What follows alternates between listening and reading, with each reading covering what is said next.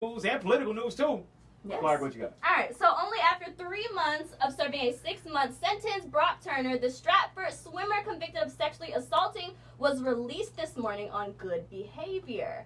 So he should have served 14 years after being found guilty of 3 felony charges, including an intent to commit rape of an intoxicated person, but was only given 6 months. And of course, he walked out this morning after 3 months. He will now serve 3 years of probation and will be having to register as a sex offender. Now, we talked about Nate Parker before and his incident that he had in college with the, what'd you call it?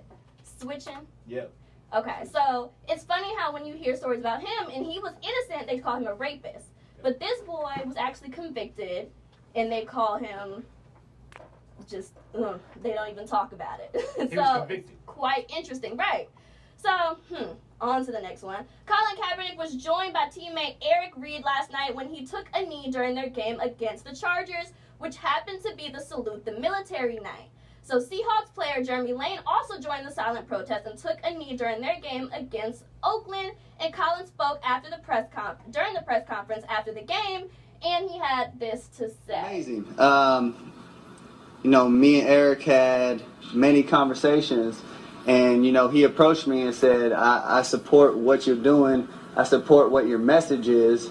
Let's think about how we can do this together. And we talked about it at length, and we wanted to make sure the message that we're trying to send isn't lost with the action that's coming along with it. Well, I think it's a misunderstanding. The media painted this as anti-American, anti-men and women of the military, and that's not the case at all.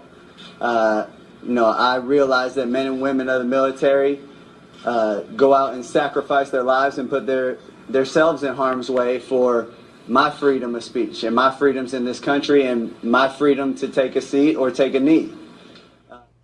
So that was after the game, the press conference. And after this game, Kaepernick also announced that he will donate $1 million to charities that are willing to help their communities.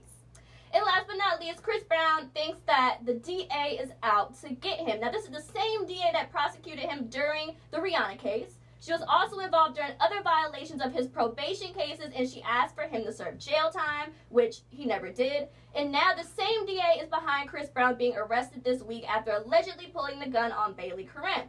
Now, the cops decided they were not going to arrest Chris from the beginning, and they were just going to open an investigation, but the DA pushed for him to be arrested. And now, I wonder, can they pick somebody else to have these cases with him? I feel like this DA might really be out to get him after all of these incidences. But on a good note, today Chris was announced as the BMI R&B and Hip Hop Songwriter of the Year. So congratulations to him for that. And those are your trending topics. My name is Clarke Jones. To read about these stories plus more, go head over to 1019online.com.